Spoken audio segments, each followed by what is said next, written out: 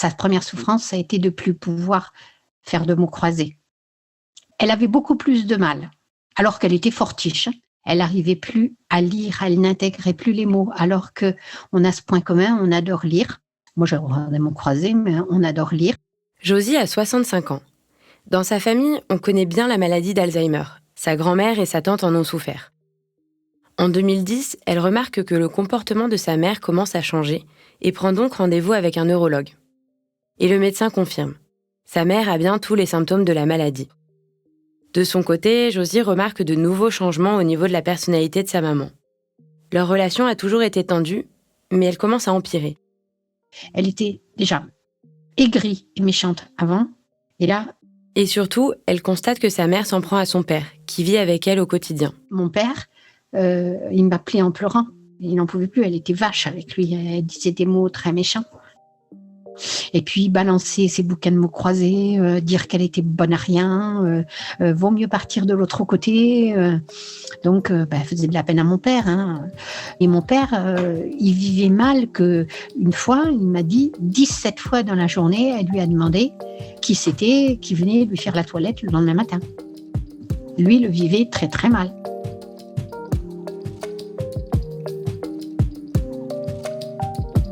Je m'appelle Solène, bienvenue sur le podcast Bonjour Fred. Dans ce podcast, on parle du quotidien de celles et ceux qui aident un proche, ceux que l'on appelle les aidants. Ensemble, on décrypte le tourbillon d'émotions et les sentiments contradictoires qu'on éprouve au quotidien quand on accompagne quelqu'un qu'on aime. On essaye de vous donner des coups de pouce pour que vous puissiez donner des coups de main. Dans cet épisode, on va parler de ce que l'on ressent quand on accompagne un parent atteint d'Alzheimer. Et on va se pencher particulièrement sur le cas où on ne s'entend pas avec ce parent. Comment gérer l'agressivité que la maladie peut générer? Et comment arriver à se concentrer sur le positif? Depuis leur enfance, Josie et son frère ont toujours eu une relation compliquée avec leur mère. Très dur. Très dur. On était bien habillés, on mangeait, elle faisait correctement à manger et tout, mais d'affection et le reste, on avait tout le matériel, mais on n'avait pas aucun affect. Je me souviens pas être montée sur ses genoux. Bon voilà, maintenant je laisse ma petite fille me coiffer et tout ça, mais non. Elle a été une meilleure grand-mère que ce qu'elle a été une mère. Voilà, donc elle était couturière, mais couturière vraiment sur mesure. Elle a fait des choses magnifiques. Elle m'a fait aussi ma robe de mariée. Elle était capable de prendre une veste d'homme et de vous en transformer en jupe ou quoi. Voilà. J'ai jamais été habillée avec des choses neuves. Ça a toujours été des choses qu'elle refaisait. J'en avais honte au départ, mais après, quand je revois des photos, je me rends compte que c'était fait avec très bon goût. On avait la seule complicité qu'on avait. C'était à l'époque le jeudi. À l'époque, le jeudi, on n'allait pas à l'école. Et ce jour-là, elle me faisait ce que j'avais envie qu'elle me fasse. C'est-à-dire, j'avais toujours envie qu'elle me fasse des nouveaux habits ou retoucher des trucs. Ce jour-là, je devais faire le ménage, je devais faire à manger. Elle cousait. Mais par contre, je faisais tout ce qui était surfilage, enlever les fils, le machin, parce que vraiment, c'est ce qu'elle faisait, c'était magnifique. Et mon plaisir du jeudi, c'était de sortir le service à café qu'ils avaient eu en cadeau de mariage, et on se faisait un petit goûter. Et là, ça a été, je crois, nos seuls moments de complicité.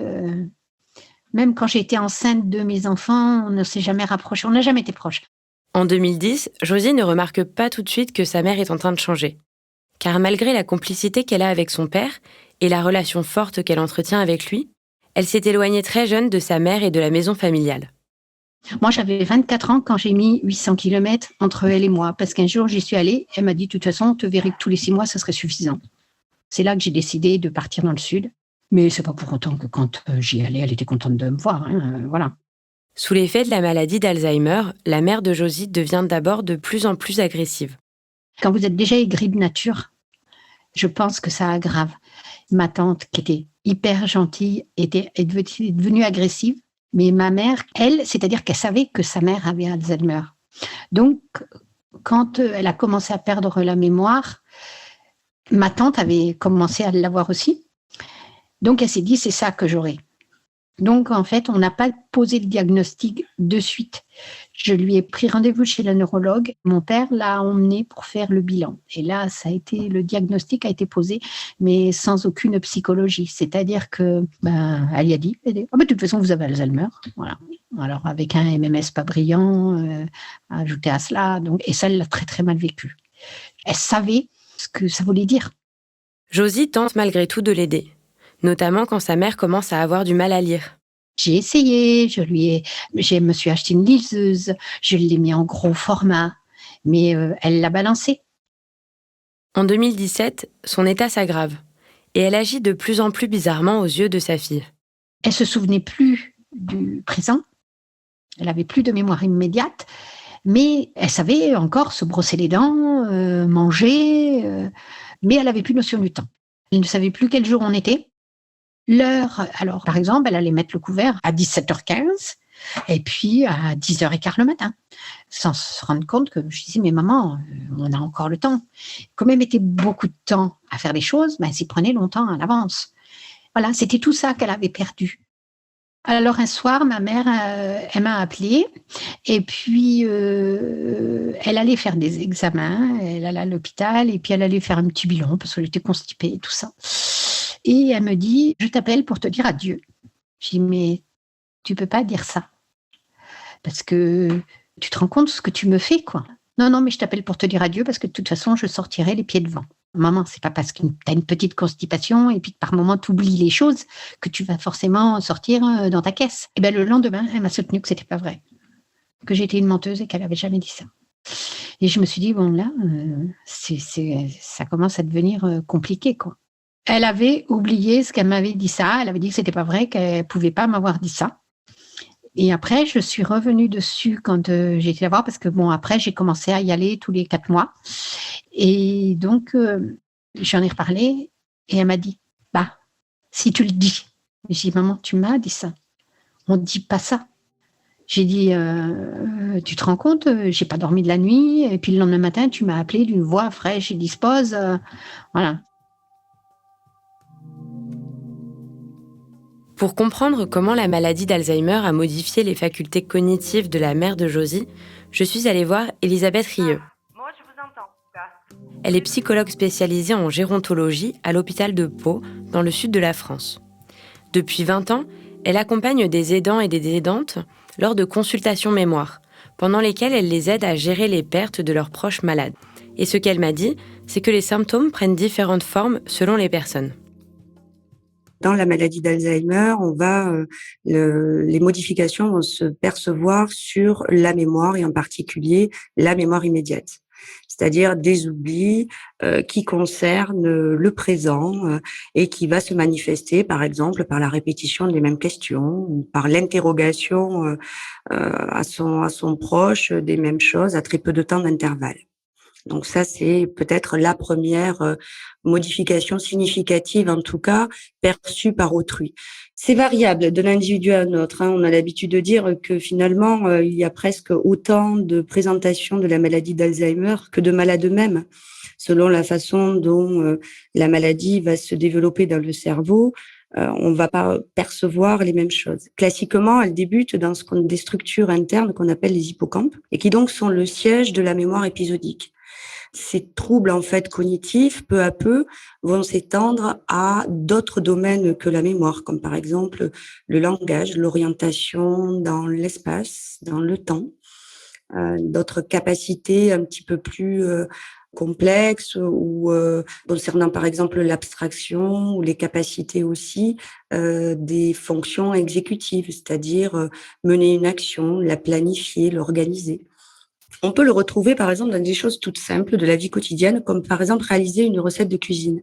Ça paraît tout simple de réaliser une recette de cuisine, sauf que pour le faire, si vous voulez faire une blanquette de veau, il vous faut savoir si vous avez déjà à disposition les ingrédients pour la faire, si il vous en manque, pouvoir être en capacité d'établir une liste pour aller chercher les ingrédients qui vous manquent. Et puis après, dans la réalisation même de la recette, il y a un ordre à respecter. Et cet ordre-là, en fait, c'est vraiment l'illustration même de ce que peuvent représenter les fonctions exécutives. planifier une recette de cuisine, on peut pas la faire dans n'importe quel ordre. Si vous la faites pas dans le bon ordre, ça marche moins bien. Et la recette, elle est pas aboutie. Et ça, ce sont des choses qui sont relativement vite perturbées chez le malade d'Alzheimer, par exemple. Il arrive aussi que les personnes souffrant de la maladie d'Alzheimer changent de tempérament. Le cas de figure le plus courant, c'est par exemple une personne calme, voire joyeuse, qui devient très angoissée et qui peu à peu va se montrer de plus en plus agressive. Elisabeth m'a dit que ce changement vient le plus souvent du fait que la perte de faculté met le proche malade en grande difficulté et qu'il gère cette difficulté comme il peut. Il faut bien se rendre compte que son dysfonctionnement cognitif va entraîner pour lui un environnement qui va lui devenir de plus en plus hostile parce qu'il le maîtrisera de moins en moins bien. Et donc, petit à petit, tout va lui paraître étrange et ce qui finalement, l'impact le plus négatif au final pour lui, ce sera l'anxiété que ça va suggérer, cette non-possibilité d'appréhender le monde comme il pouvait le faire avant. Ce qu'explique aussi Elisabeth, c'est qu'en voyant son proche changer, surtout quand il ou elle passe d'une personnalité souriante, joyeuse, à un comportement triste, voire agressif, il se passe dans le cerveau de l'aidant un phénomène très particulier. C'est ce qu'elle appelle le deuil blanc. C'est-à-dire que effectivement la personne que nous avons en face, petit à petit, effectivement, et à la faveur de chaque apparition d'un nouveau symptôme, va s'éloigner un petit peu de la personne que nous avions connue jusque-là. Et la spécificité du deuil blanc, elle est à ce niveau-là, c'est que chaque nouveau symptôme, en fait, va susciter une forme de deuil de la part de l'aidant, c'est-à-dire, par exemple, à la faveur d'une perte cognitive, l'aidant va devoir faire le deuil de les capacités cognitives d'avant chez son parent. C'est un processus très répétitif et du coup avec une forme d'accumulation finalement. C'est-à-dire que quand le processus, par exemple, de deuil est réalisé jusqu'au bout, c'est-à-dire qu'on a dépassé un peu la phase de choc, la phase de dénégation, qu'on est rentré dans une phase dépressive au profit d'une réelle adaptation à cette perte-là, et donc d'acceptation de cette perte-là, on a résolu effectivement psychiquement cette dissonance qu'on peut ressentir. Eh bien, le prochain symptôme va nous faire replonger encore une fois dans ce processus. Donc, il y a une accumulation de ces processus qui vraiment là met à jour l'épuisement de l'aidant. Chaque perte de faculté va donc représenter un nouveau deuil. Un deuil inconscient, un deuil non accompagné. Et avant de pouvoir aller au bout de ce processus, d'atteindre une phase d'acceptation, une autre faculté va disparaître et faire place à un autre deuil. On venait tout juste d'accepter que sa mère n'arrivait plus à cuisiner, et voilà qu'elle perd la notion du temps.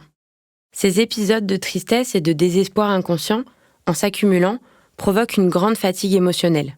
Et en parallèle, la relation qu'on a avec notre proche évolue avec l'avancée de la maladie. C'est-à-dire que effectivement, selon la relation antérieure, cette relation antérieure va elle aussi évoluer à la faveur des symptômes qui vont se présenter. Et combien de fois j'ai entendu je sais que c'est ma femme, mais ce n'est plus réellement non plus mon épouse. Qu'est-ce qu'on peut entendre par là? C'est-à-dire, on peut entendre que le lien, effectivement, conjugal, il est modifié. On reste époux, épouse sur un papier administratif, mais la relation conjugale elle-même, elle est évidemment modifiée par la maladie. Donc ça, c'est encore un deuil à faire aussi. Et ça vient effectivement modifier les liens.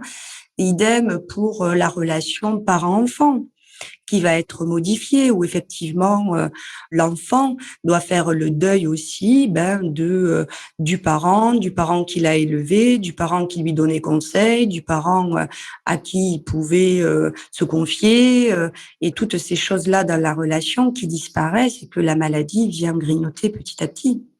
Après, ce qui est très étonnant et ce que moi je rencontre aussi souvent, c'est la dimension en fait intellectuelle versus émotionnelle. C'est-à-dire que vous avez toujours des gens qui me disent mais j'ai très bien compris qu'elle le faisait pas exprès, j'ai très bien compris que c'était la maladie, j'ai très bien compris ce que vous m'avez expliqué par rapport aux troubles cognitifs, par rapport aux troubles exécutifs, etc., par rapport à l'orientation. Et en même temps, l'émotion derrière, elle est toujours aussi intense. Il y a donc un écart entre ce que l'on sait et ce que l'on ressent. Même si on sait qu'on est en train de vivre une succession de deuils, On a du mal à gérer les émotions qui nous assaillent à l'apparition d'un nouveau symptôme chez notre proche. Il y a toujours ce sentiment de fragilité, que rien ne va durer. C'est ça qui est quand même terrible aussi dans cette maladie-là, hein. C'est à la fois de la tristesse, c'est à la fois de l'anxiété, quand on se projette vers le devenir. C'est à la fois, ça peut être de la culpabilité. J'entends beaucoup aussi de sentiments d'isolement, de solitude. J'entends aussi de la colère. Pourquoi elle? Pourquoi moi? Il y en a pas de réponse à ça. Il y a une douleur intérieure, effectivement, qui nous amène à nous sentir très seuls. Une fois le terme de deuil blanc posé, les aidants que rencontre Elisabeth ne vont pas pour autant toujours réussir à accepter ce qu'ils sont en train de vivre. Et certains vont avoir tendance à minimiser les effets de la maladie sur leurs proches afin de se protéger. On peut aussi voir des choses très spécifiques au deuil blanc, comme par exemple des moyens de défense qui se mettent en place chez les dents, un peu comme la dénégation ou le déni, et ne pas reconnaître que l'autre puisse avoir une maladie. Parce que reconnaître la maladie deviendrait trop douloureuse et viendrait un petit peu menacerait psychiquement les dents et qui ne se sentent pas encore en mesure de pouvoir l'affronter. Et donc, on peut avoir effectivement des aidants qui vont être un petit peu dans la minimisation des troubles, dans l'explication rationnelle de ce qui se passe. Oui, mais bon, s'il a oublié ça, c'est parce que la veille, on s'était couché tard et que du coup, le matin, il était encore fatigué et c'est pour ça que il a oublié d'éteindre le gaz, etc., etc. Parce qu'une difficulté supplémentaire, c'est que contrairement au deuil que l'on traverse quand on perd un proche physiquement, on est beaucoup moins accompagné dans la gestion du deuil blanc. Le phénomène du deuil physique, il est totalement différent. C'est-à-dire qu'il y a tout un rituel aussi social qui se met en place avec un soutien de la famille, un rituel dans le deuil et le décès et l'accompagnement après des endeuillés qui est complètement différent. Cet aspect en fait un peu social et d'accompagnement social, on ne le retrouve pas du tout en fait pour le deuil blanc puisque la personne est là physiquement. Donc c'est vrai qu'on a un phénomène plutôt inverse où moi ce que j'entends beaucoup des aidants endeuillés blancs, si je puis les appeler ainsi, se retrouvent plutôt isolés.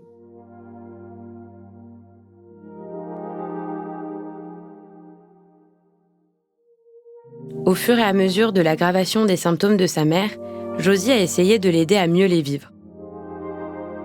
Par exemple, plus savoir faire un ourlet, mais si je me mettais avec elle, eh ben, par exemple, je lui ai enfilé l'aiguille et tout.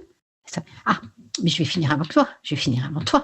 Eh ben, je dis, mais allez, vas-y, la première qui a fini. Voilà.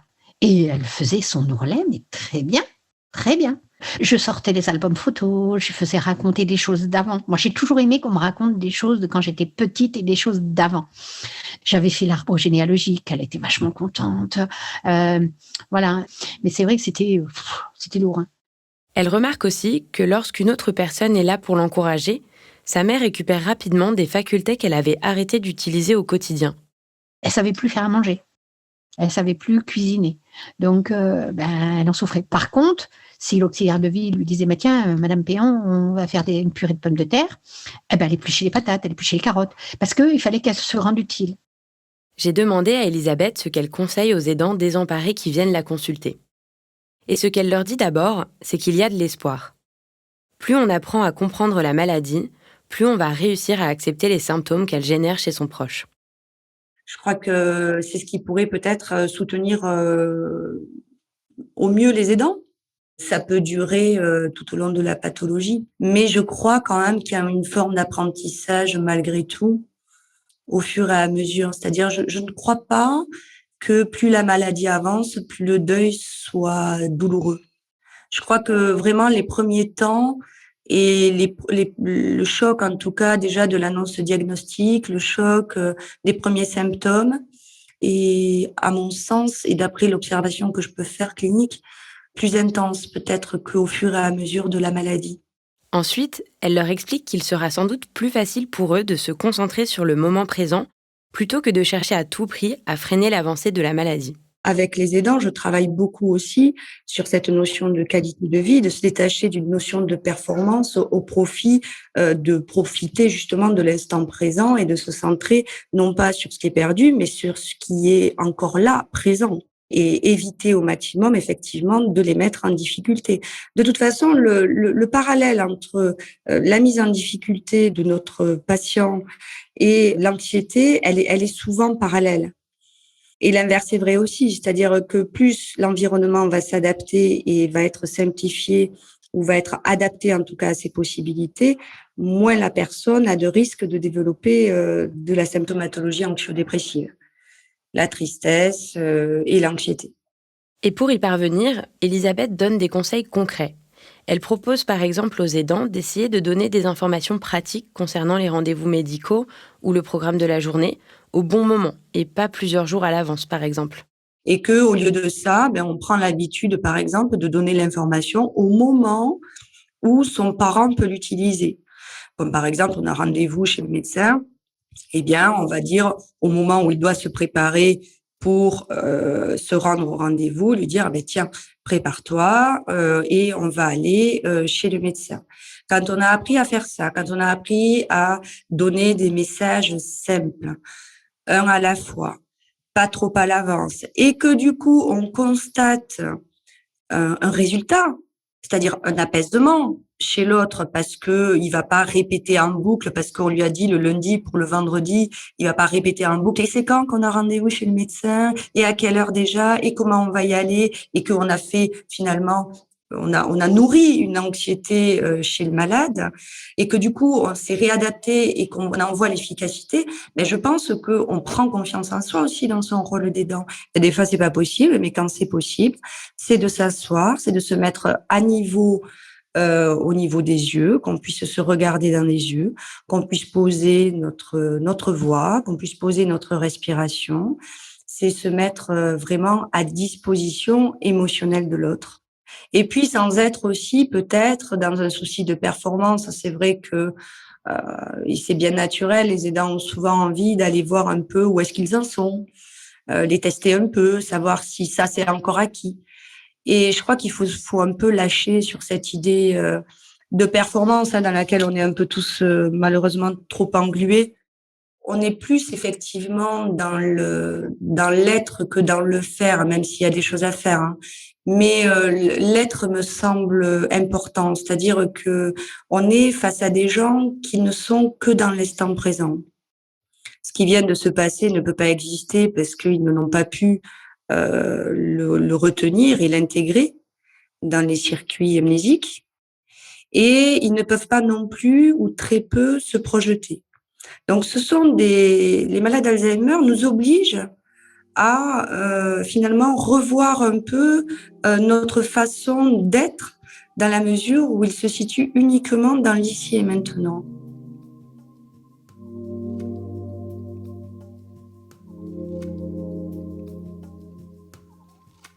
Je crois qu'on peut être malade d'Alzheimer et heureux. J'ai toujours dit que c'était pas deux notions incompatibles. Et on peut être aussi aidant de malade d'Alzheimer et heureux. Et en fait, moi, ça a toujours été un peu ma ligne de conduite. Alors, je pense qu'effectivement, mieux on comprend, mieux on s'adapte, plus on va faire un environnement stable, sécurisant pour le malade, mieux le malade va se sentir. Et plus on pourra effectivement être dans une relation apaisée et pouvoir profiter des beaux moments, parce que les beaux moments, le risque, c'est que d'être trop entaché par une vision anxieuse et pessimiste aussi ou noire de la pathologie, c'est se priver de tous ces bons moments possibles. On peut rigoler, on peut faire du second degré, on peut s'aimer, on peut se parler, on peut se comprendre uniquement avec les yeux si on n'a plus de mots pour le faire ou en se tenant la main. On peut être créatif. C'est une maladie qui nous demande de la créativité et de l'apaisement. Mais tout ça, c'est possible si on aide les aidants. Soit sur le plan effectivement théorique tel qu'on le discute là, mais surtout aussi sur le plan pratique, de pouvoir avoir un entourage familial qui vienne un peu soulager les aidants, prendre en charge les aidés pour qu'ils puissent souffler, de pouvoir avoir accès à des structures en accueil temporaire, en accueil de jour, de pouvoir être aidé sur le plan financier et matériel pour pouvoir avoir justement accès à ces structures-là. Donc, il faut que les aidants puissent se rapprocher de centres spécialisés, de professionnels qui vont pouvoir leur donner les pistes de comment faire et comment s'y prendre et qu'ils puissent s'appuyer sur les professionnels pour ça. Elisabeth m'a raconté une consultation avec un de ses patients, un homme dont la femme est atteinte de la maladie d'Alzheimer. Alors, il a très bien compris ce qu'était la maladie d'Alzheimer, il a très bien compris l'incapacité de faire des apprentissages nouveaux, il a très bien compris qu'effectivement, il y avait une progression, malheureusement, dans la maladie qui faisait que il était possible qu'on ait de nouveaux symptômes qui apparaissent. Et pour autant, il revient avec toujours le même étonnement de dire, ben voilà, hier, on a voulu faire une omelette. J'avais préparé les pommes de terre dans la poêle, etc. Il suffisait de battre les œufs et de mettre les œufs dans la poêle. Et ben ma femme, elle a pris l'œuf et elle l'a cassé directement dans la poêle. Donc là, on est parti de cet exemple-là qu'on a travaillé après. Et du coup, qu'est-ce que ça signifie? Le monsieur me disait très justement, mais moi, ma femme, je l'aime. Et c'est à la hauteur de ma souffrance aujourd'hui. Il a exprimé ça de façon très naturelle, spontanée et très juste. C'est-à-dire qu'effectivement, le deuil blanc, il est aussi parallèle finalement aux liens affectifs qui ont été tissés avec notre parent, bien entendu. Il a continué parce que effectivement, il a transformé cet amour en volonté de s'occuper d'elle dans sa réalité de malade. Et donc, et c'est bien pour ça du coup qu'il vient me voir aussi, c'est bien pour ça qu'il a décidé de s'engager dans ce travail avec moi aussi. C'était pour finalement apprendre à mieux connaître la maladie, à mieux connaître ses symptômes, à mieux s'adapter lui à elle et à ses possibilités. Et je pense que le fait de pouvoir effectivement avoir un effet positif sur elle, sur son apaisement, sur le fait de pouvoir prendre le temps de rire, de pouvoir prendre le temps de se promener, de pouvoir être uniquement dans le temps passé ensemble et faire en sorte que ce temps-là soit de qualité, c'est d'autant plus de ressources pour lui et c'est d'autant plus valorisant pour lui.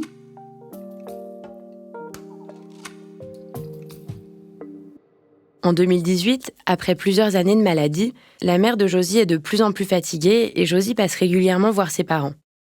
Un dimanche, toute la famille se rend chez son frère pour le déjeuner.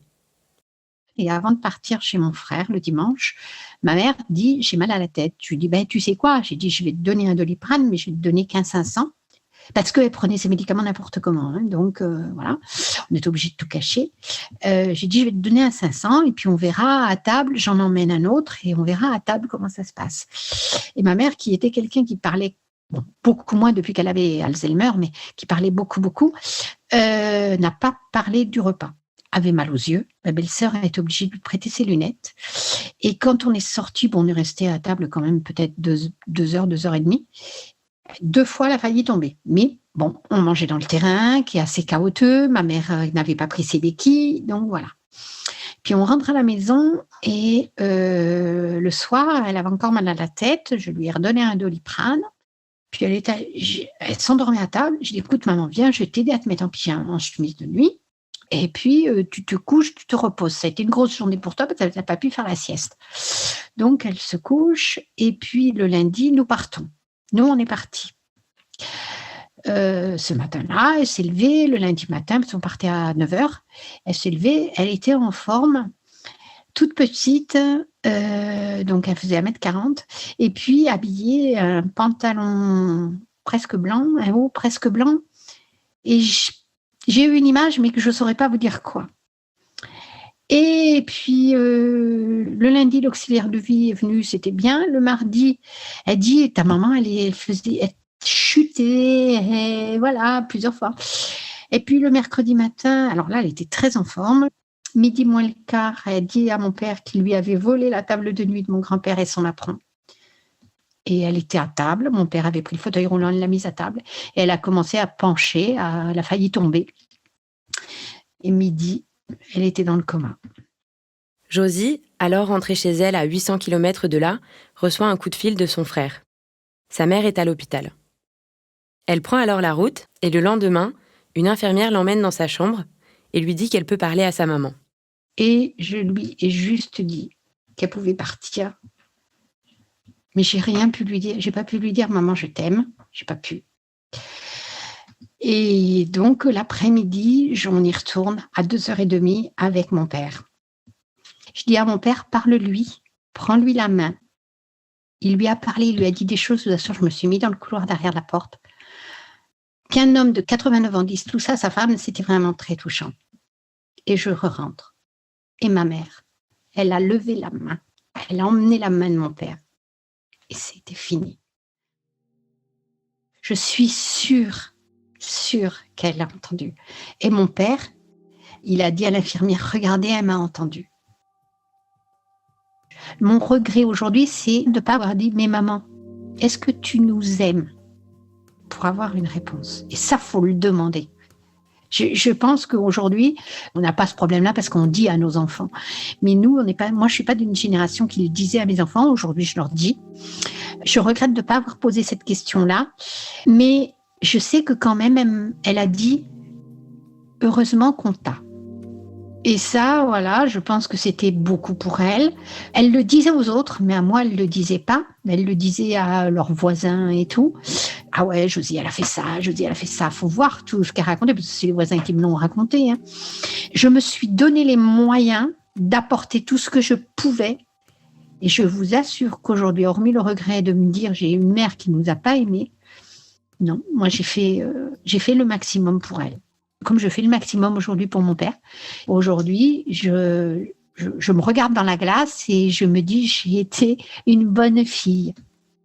Pardonner, pour moi, c'est un mot qui veut rien dire. J'ai tourné la page. J'aime ma mère pour tout ce qu'elle nous a donné, nos valeurs, notre sens du travail, courage, très courageuse. Mais ça a été, j'ai 65 ans, ma mère est décédée il y a 3 ans, ça fait 62 ans de conflit, quoi. C'est long.